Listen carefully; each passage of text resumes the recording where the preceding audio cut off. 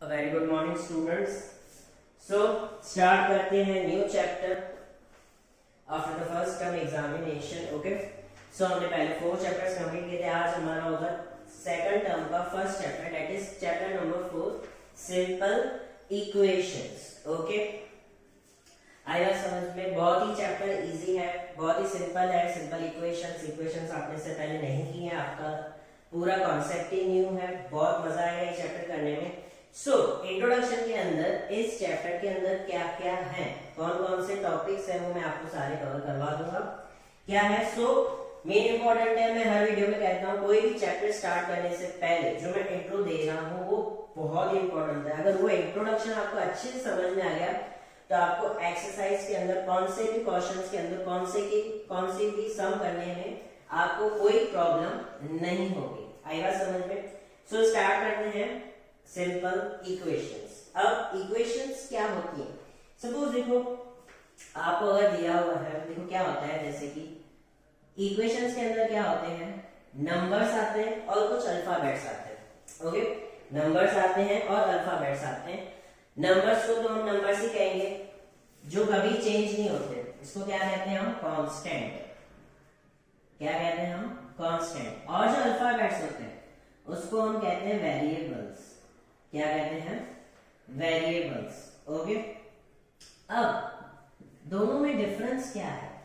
दोनों के अंदर डिफरेंस क्या है कि देखो, कांस्टेंट्स जो होते हैं नंबर्स, वो कभी उसकी वैल्यू कभी भी चेंज नहीं होगी। कांस्टेंट इन द सेंस जिस चीज को हमने कांस्टेंट कह दिया उसकी वैल्यू कभी भी चेंज नहीं होगी। अब जैसे कि 4 है, मैं 4 कहूं कांस्टेंट है, हाँ तो ये कांस्टेंट है, इसकी वैल्यू कभी भी हम चेंज नहीं कर सकते। और वेरिएबल मींस दूसरा वर्ड होता है वेरी। वेरिएबल का दूसरा वर्ड होता है very. Very in the sense changes होना, कोई भी मोमेंट्स के अंदर, कोई भी चीज के अंदर वेरिएशंस, मतलब वेरिएशंस भी कह सकते हैं, चेंजेस होना, तो उसको हम वेरिएबल्स कहते हैं। ताकि ये क्या होता है, अल्फाबेट्स जो होते हैं एक्स वाई जेड, जो भी इक्वेशंस के अंदर यूज किए जाते हैं वो वेरिएबल्स होते हैं। क्यों? क्योंकि इनकी वैल्यूज चेंज होती रहती है। दैट्स व्हाई इक्वेशंस के अंदर कांस्टेंट आते हैं, कांस्टेंट्स के अंदर सिर्फ नंबर्स आते हैं, क्योंकि नंबर्स की वैल्यू चेंज नहीं होती। अब मैं बोलूं 2 की वैल्यू 2 है तो उसको चेंज नहीं कर सकते। That is 2 is the value of the 2, this it is a constant number. Okay, not a variable. Variables में क्या होता है, वैल्यू चेंज होती रहती है। आई बात समझ में? तो एक इक्वेशंस के अंदर हमारे पास क्या क्या होते हैं, वेरिएबल्स होते हैं एंड कांस्टेंट होते हैं। ओके, समझ में आया वेरिएबल एंड कांस्टेंट का टॉपिक? अब देखो, अब सिंपल है, अगर खाली आपको दिया हुआ है x + 4, अब बोलोगे सर आपने बोला इक्वेशंस के अंदर अगर वेरिएबल्स आ जाए x और कांस्टेंट भी आ जाए तो इसको हम इक्वेशन कहेंगे, बट इट इज रॉन्ग। इसको हम इक्वेशन नहीं कह सकते। सिर्फ अगर वेरिएबल और कांस्टेंट दिया हुआ है, एक ही साइड दिया हुआ है, तो हम उसको एक्सप्रेशंस कह सकते हैं। क्या कह सकते हैं? Expression, not a equation. Equation हम परफेक्टली किसको बोल सकते हैं? जब वेरिएबल्स, अब जैसे कि 2x + 5 = मैं अगर 10 बोल दूं तो ये जो इक्वल टू आ गया, मतलब दो एक्सप्रेशंस आ गए, एक इक्वल टू के, दो एक्सप्रेशंस भी नहीं कह सकते, दो वैल्यूज आ गई, एक लेफ्ट हैंड साइड आएगी, इसको क्या कहते हैं हम? LHS, लेफ्ट हैंड साइड, और इसको हम क्या कहते हैं? Right hand side. तो अगर जब दो एक्सप्रेशंस या दो इक्वल टू के दो पार्ट्स में बढ़ जाते हैं, जैसे कि अब मैं यहाँ पर कर दूं x - 3, तो ये दो जगह आ गया और बीच में इक्वल टू आ गया। इक्वल टू आ गया इन द सेंस इक्वेशंस, इसको हम सही मायने में कह सकते हैं इक्वेशन। ओके, या तो सिंपल इक्वेशन भी कह सकते हो आप। आई बात समझ में? इक्वेशंस हम किसको कहते हैं? आई बात समझ में? अगर सिर्फ एक ही साइड दिया हुआ है, left hand side right hand side equal to mention नहीं है, तो हम उसको एक्सप्रेशंस कह सकते हैं, इक्वेशंस नहीं कहते। आई बात समझ में? इक्वेशंस क्या होते हैं, इक्वेशंस के अंदर कांस्टेंट क्या होते हैं, वेरिएबल्स क्या होते हैं, अल्फाबेट्स क्यों आते हैं, कांस्टेंट्स नंबर्स क्यों आते हैं। ओके, अब आता है नेक्स्ट, हम स्टार्ट करते हैं। ओके, इसको हम, मैंने बोला एक्सप्रेशंस कहते हैं और इसको इक्वेशंस कहते हैं। अब जो सबसे पहला है टॉपिक, वो क्या होगा, आपको इक्वेशन फॉर्मेट करना पड़ेगा। क्या करना पड़ेगा? Formatting equation. आपको इक्वेशन दी जाएगी एज अ क्वेश्चन में, वर्ड प्रॉब्लम्स की तरह, जैसे वर्ड प्रॉब्लम्स होते हैं उसमें हमें सॉल्व करना होता है, plus minus, division, multiplication. Okay, so इसमें भी आपको क्या दिएगा, इक्वेशंस का कुछ हिंट दी जाएगी, उस हिंट के हिसाब से आपको इक्वेशन फॉर्म करनी, इन द सेंस फॉर्मेटिंग इक्वेशन। ये टॉपिक बाद में आएगा, बट मैंने देखो ये टॉपिक फर्स्ट टॉपिक क्या हो जाएगा आपका, फॉर्मेटिंग इक्वेशन।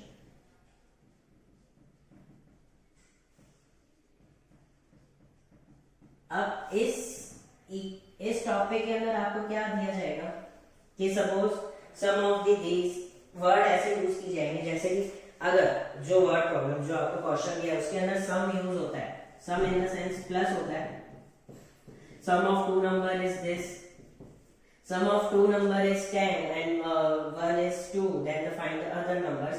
तो अगर सम आ जाए तो आपको समझ आना है इक्वेशन के अंदर प्लस आएगा, वो जो पर्टिकुलर आपको स्टेटमेंट दी होगी वर्ड प्रॉब्लम्स की जैसे, तो आपको क्या करना है कि आपको समझ आना है इक्वेशन के अंदर प्लस होगा सम आए तो। अगर उस हिंट में अगर आपको डिफरेंस करके वर्ड्स दिए जाते हैं, डिफरेंस फॉर्मेटिंग इक्वेशन में बनाओ, फॉर्मेटिंग इक्वेशन में कैसे पता चलता है प्लस और माइनस इक्वेशन होगा, डिफरेंस दिया होगा तो आपको पता चल जाएगा इन द सेंस कि हमें क्या करना है, माइनस करना है। क्या करना है, हमें माइनस करना है। इक्वेशन जो बनेगी वो किसमें होगी, माइनस में होगी। अगर वर्ड सम यूज किया जाता है तो प्लस होगा, डिफरेंस होगा, ये तो कॉमन बात है।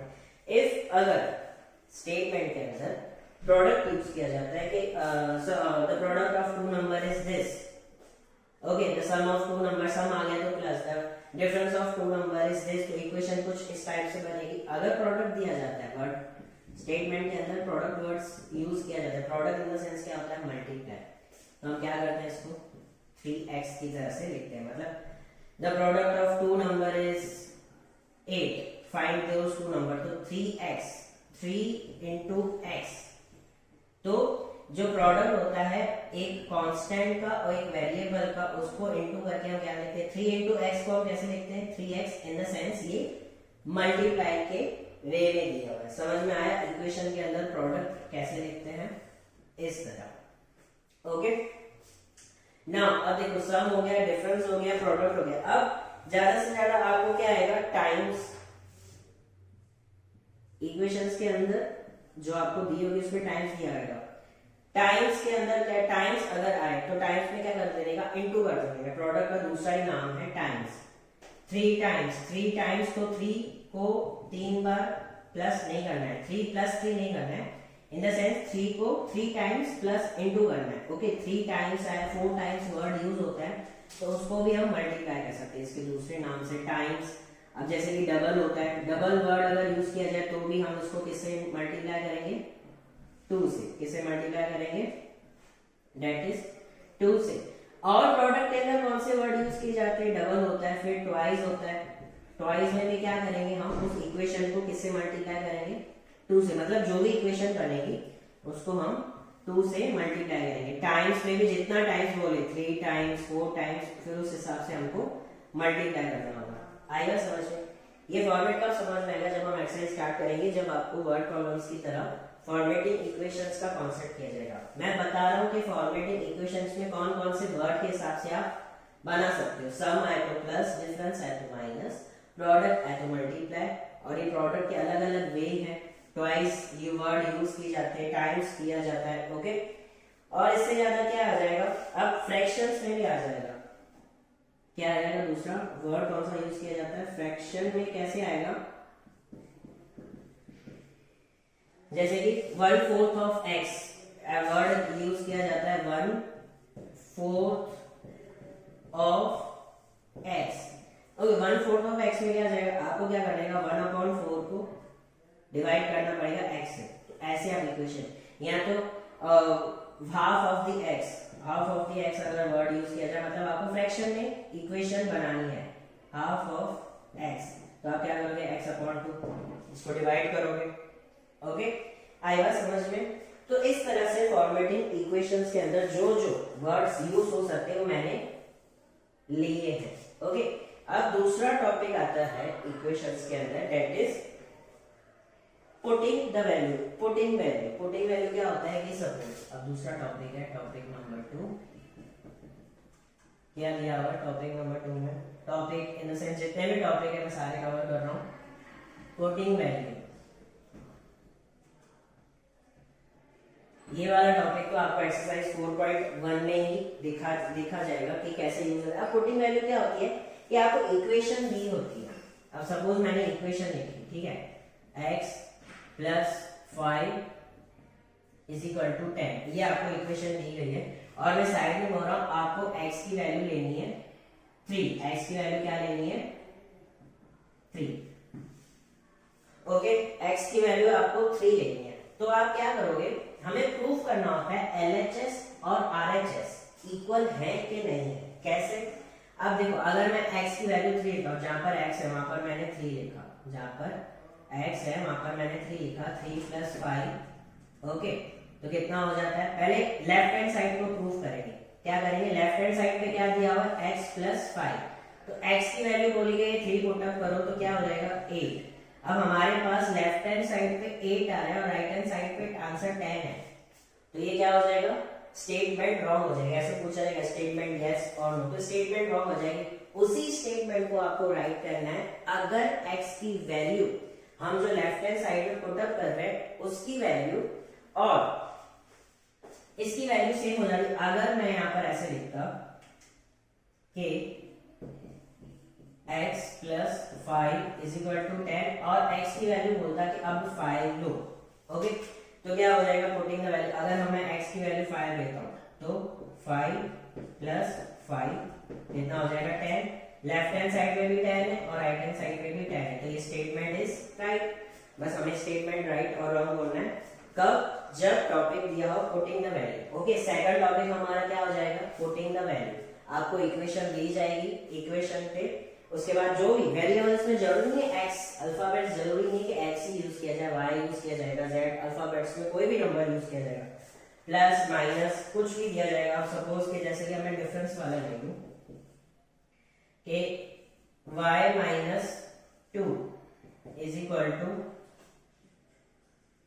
1, ओके, अब x की वैल्यू मैं ले रहा हूं 5, ओके, x की वैल्यू क्या ले रहा हूं मैं 5, y की वैल्यू, अब मैंने यहां पर y की वैल्यू 5 लिखी, तो 5 माइनस 2 3 हो जाएगा, तो ये राइट नहीं है, ओके। मुझे यहां पर क्या करना पड़ेगा, जो आंसर 1 ही आए, क्या बनेगा, y की वैल्यू हमें क्या लेनी पड़ेगी 3। अगर मैं बोलूं y की वैल्यू 3 लो तो 3 minus 2 is equal to 1, okay, तो लेफ्ट हैंड साइड पे भी 1, राइट हैंड साइड पे भी 1, कुछ भी आ सकता है, मल्टीप्लिकेशन पुटिंग द वैल्यू में, मल्टीप्लिकेशन, एडिशन, सब्ट्रैक्शन, ओके। अब थर्ड टॉपिक होता है, थर्ड टॉपिक हमारे पास है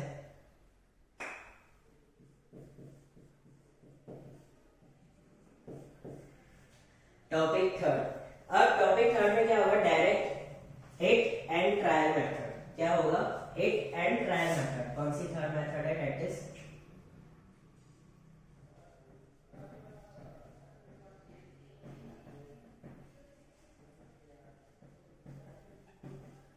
हिट एंड ट्रायल मेथड। इसमें क्या दिया जाएगा, देखो पुटिंग द वैल्यू में तो आपको समझ में आ गया कि putting the value sir equation दी होती है और उस वेरिएबल की वैल्यू दी होती है, जो भी अल्फाबेट्स यूज किया जाता है, x y z a b p whatever, okay.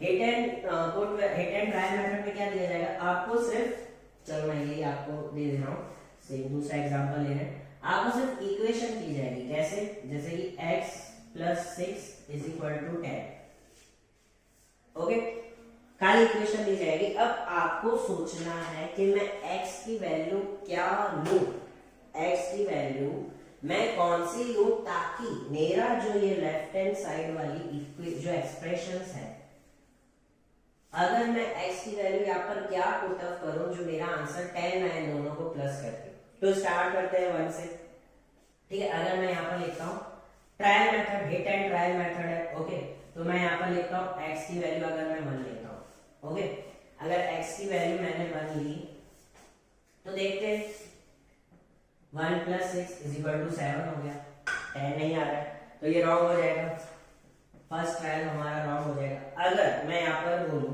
कि अगर x की वैल्यू हम 2 लेते हैं पुटिंग वैल्यू में क्या था, पुट द वैल्यू में वैल्यू दी हुई थी एक्स वेरिएबल्स की, तो डायरेक्ट हमें चेक करना था कि लेफ्ट हैंड साइड और राइट हैंड साइड इक्वल हो रहा है कि नहीं हो रहा है। लेकिन पुट द टाइम में हमें देखना है कौन सी वैल्यू परफेक्ट आ रही है। अगर मैं x की वैल्यू 2 लेता हूं तो 2 + 6 कितना हो जाएगा 8, लेफ्ट हैंड साइड पे 8 आ रहा है, राइट हैंड साइड पे 10 है, तो भी सेम नहीं हुआ, तो ये भी रॉन्ग हो जाएगा।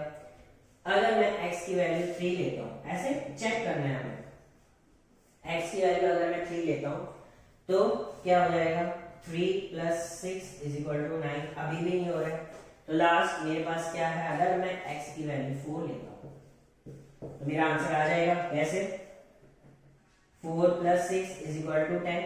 अगर यहाँ पर मैं वैल्यू x की 4 लेता हूं तो 6 + 4 10, राइट हैंड साइड मेरा इक्वल हो जाएगा, तो हम क्या लिख सकते हैं LHS = RHS।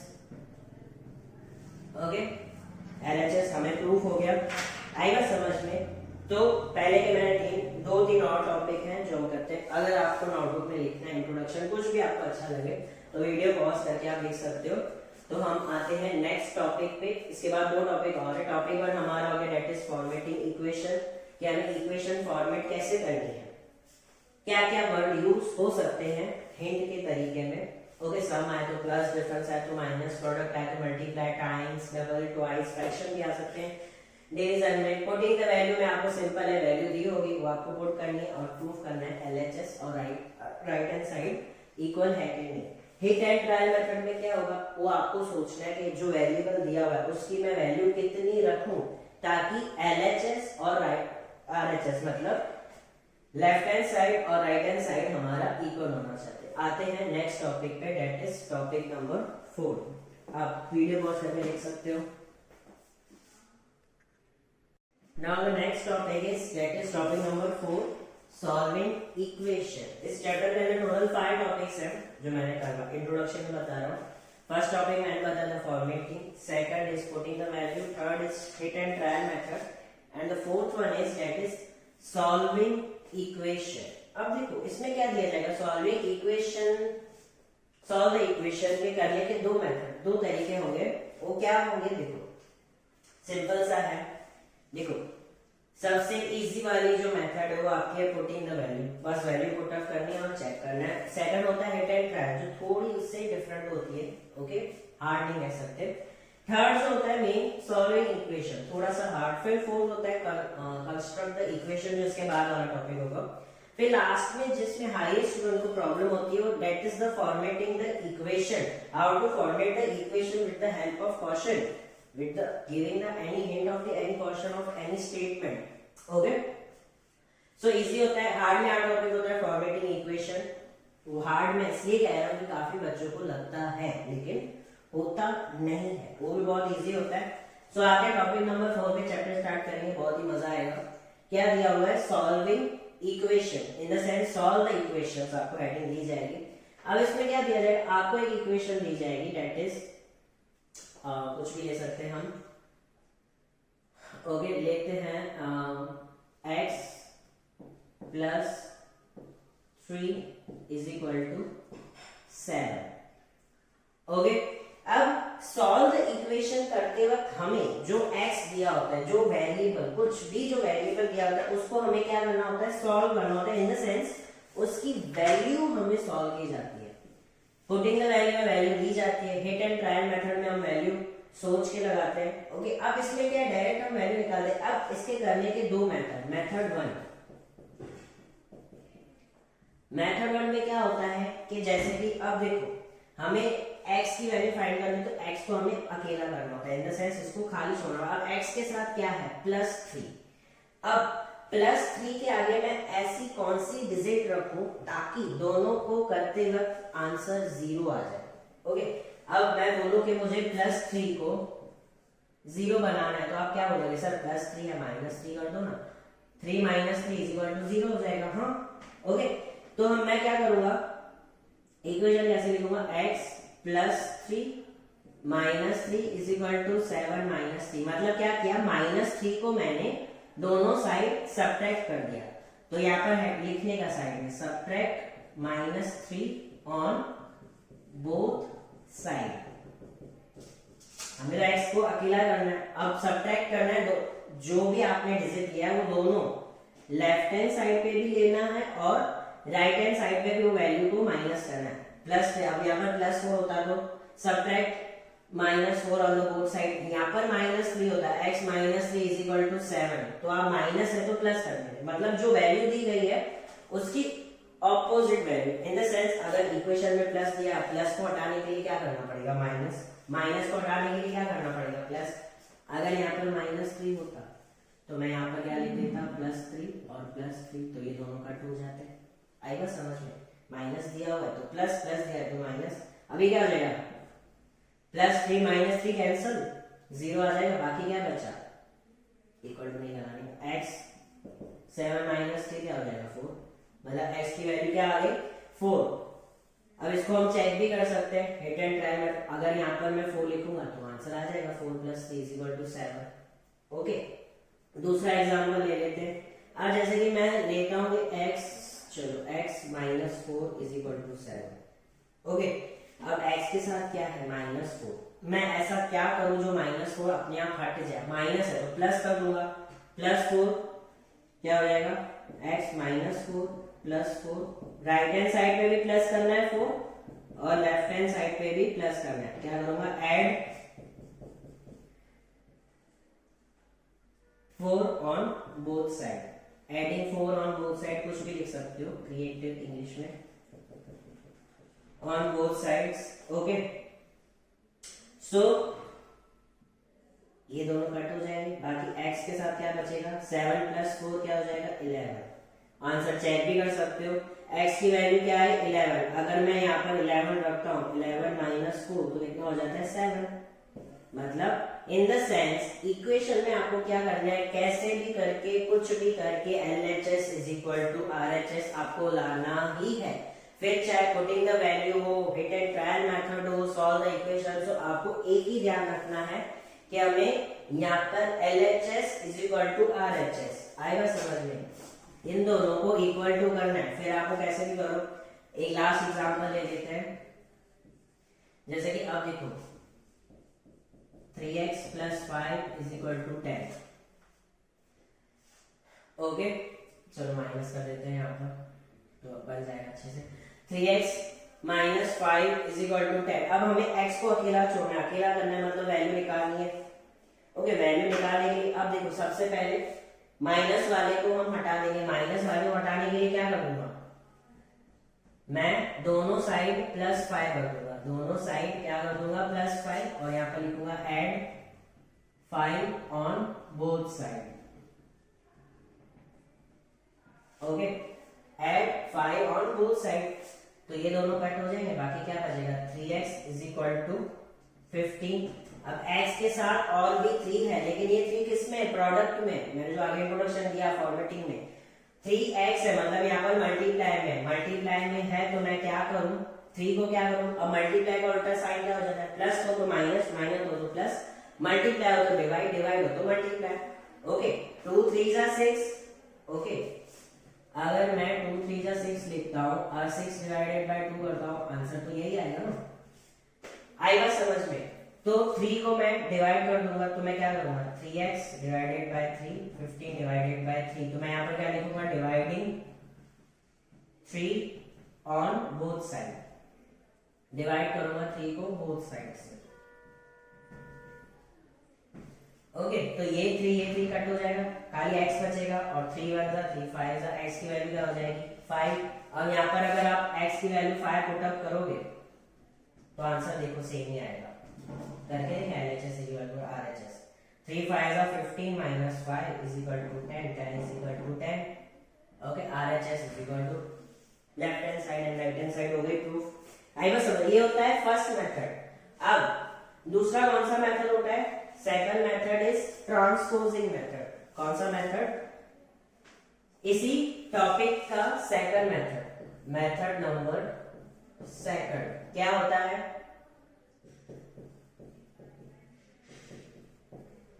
Transposing method. Most of बच्चे यही प्रेफर करते हैं। कोई भी प्रेफर करो, कोई भी मेथड से सॉल्व द इक्वेशन करो, आपका आंसर आएगा ही आएगा। कौन से भी करो। अब देखो इसमें क्या होता है, मैं वही एग्जांपल लेता हूं। फर्स्ट वाला example x + 3 = 7। Okay, transform method में क्या होता है, अगर हम प्लस वाले को लेफ्ट हैंड साइड से राइट हैंड साइड पे अगर हम करते हैं पुट, प्लस वाले को अगर उस साइड लेके जाएंगे तो माइनस हो जाएगा, माइनस वाले को उस साइड लेके जाएंगे तो प्लस, इनटू वाले को उस साइड लेके जाएंगे तो डिवाइड, और डिवाइड वाले को उस साइड लेके जाएंगे तो इनटू। इन द सेंस अगर लेफ्ट हैंड साइड पे फिर ये सब लिखना नहीं पड़ेगा कि दोनों साइड हमने 5 ऐड किया, दोनों साइड सब्ट्रैक्ट किया, डिवाइड किया, मल्टीप्लाई किया, कुछ भी नहीं। क्या करना पड़ेगा बस।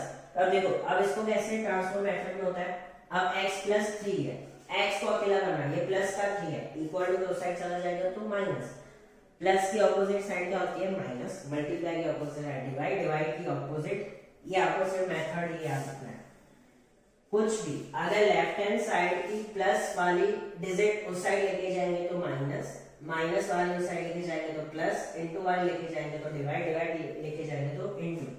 अब मुझे x की वैल्यू चाहिए 3 प्लस में उस साइड जाएगा तो माइनस में, लेफ्ट हैंड साइड से जाकर राइट हैंड साइड में जाएगा तो माइनस में, तो x की वैल्यू क्या मिल जाएगी 4। यहाँ पर भी देखो आंसर सेम, यहाँ पर भी आंसर सेम, और हमने प्रूफ भी किया। ओके, आएगा इसी तरह मैंने दूसरा जो मैथड लिया था x - 4 = 7। अब ये माइनस का 4 है, इक्वल टू के उस साइड चला जाएगा तो क्या हो जाएगा प्लस में, माइनस की डिजिट है उस साइड जाएगा तो प्लस में। ओके, तो 7 + 4 कितना हो जाएगा, दैट इज x = 11। ओके, ये भी प्रूफ हो गया। यहाँ पर भी x 11 आया, यहाँ पर भी x 11 आया था। ओके, वैल्यू पुट करनी है, पुट करके देखो LHS RHS इक्वल आ जाएगा। अब जो हमने यहाँ पर थर्ड टॉपिक लिया था, थर्ड वाला वो क्या लिया था कि वही मैं ले रहा हूं, देखो 3x - 5 = 10। ओके, ये वाला मैं करके दिखा हूं। अब x को हमें अकेला छोड़ना है, जो भी x के साथ जो भी उसके पार्टनर्स हैं, भाई बहनों, ब्रदर सिस्टर्स जो भी हैं, उसको अकेला करना है x को।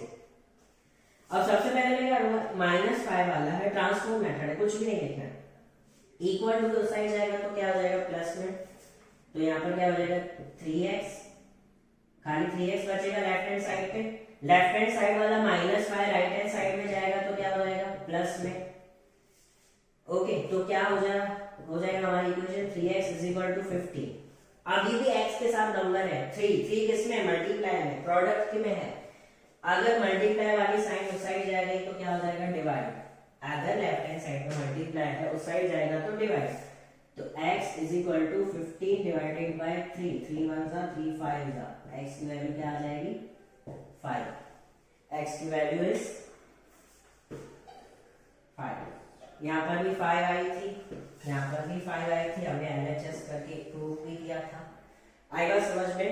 तो सॉल्व द इक्वेशंस के अंदर ये दो टाइप के मेथड है। पहली मेथड जिसके अंदर हम स्टेटमेंट लिखते हैं कि क्या किया है, दूसरी मेथड को हम कहते हैं ट्रांसपोज मेथड। ओके, अगर प्लस वाले को दूसरी साइड लेके जाते हैं, राइट या लेफ्ट, राइट टू लेफ्ट, तो क्या हो जाता है माइनस, माइनस वाले को लेके जाएंगे प्लस, इनटू वाले को डिवाइड, डिवाइड वाले को इनटू। आएगा समझ में। ये आप वीडियो पॉज करके कॉपी कर सकते हो। हमारी अब लास्ट मेथड आती है, that is construct the equation. Okay, video pause करके आपको अगर लिखना है, एग्जांपल्स जो भी करना है आप कर सकते हो। ओके, लास्ट जो हमारा टॉपिक है, टॉपिक नंबर 5, वो है दिखाते हैं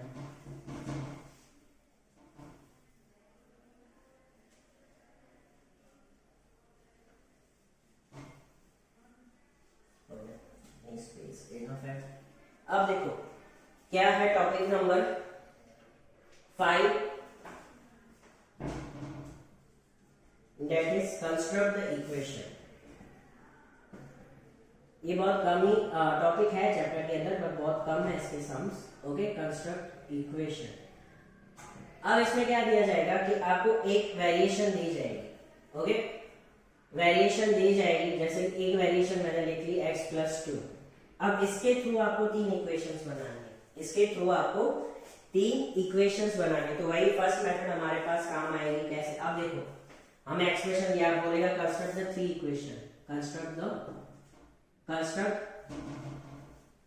3 इक्वेशंस। ओके, आपको 3 इक्वेशंस बनानी है इसकी हेल्प से। अब x+2 दिया हुआ है, अब कैसे भी बनाओ, कुछ भी करो, मैं कुछ भी, आपको भी कुछ भी करना है। देखो मैं क्या करूंगा, ये क्वेश्चन दिया हुआ है, multiply 12 bye both side, okay.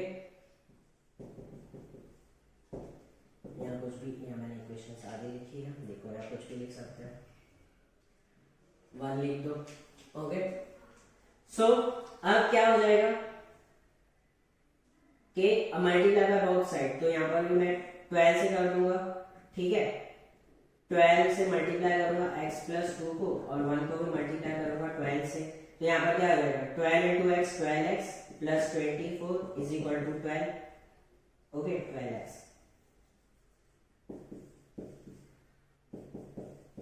Okay, ये एक इक्वेशन बन गई, इक्वेशन नंबर 1, ओके। अब सेकंड इक्वेशन कैसे बना सकता हूँ, इसके हेल्प से, या तो इसके थ्रू अगेन कंटिन्यू, मैं क्या करूंगा, adding 7 on both side, okay. Add करना है 7 को दोनों साइड, तो मैं कैसे लिखूंगा, इक्वेशन ही कैसे हो जाएगी, 12x प्लस 24 प्लस 7, 12 प्लस 7, तो ये इक्वेशन कैसे हो जाएगी, 12x प्लस 24 प्लस 7 कितना हो जाएगा 31 इज इक्वल टू 12 प्लस 7 कितना हो जाएगा 19, ओके। तो ये सेकंड इक्वेशन बन जाएगी। 2 बोल सकता है, 5 बोल सकता है, कितना बोल, अब चाहो तो इसको भी कर सकते हैं, यहाँ पर भी मैं कर सकता था एडिंग 7 ऑन बोथ साइड, तो x+2 प्लस 7 हो जाता, तो यहाँ पर भी 7 आ जाता। अब इसमें अगर कंटिन्यू करो तो मैं क्या करूंगा, सब्ट्रैक्ट 5 बाय बोथ साइड,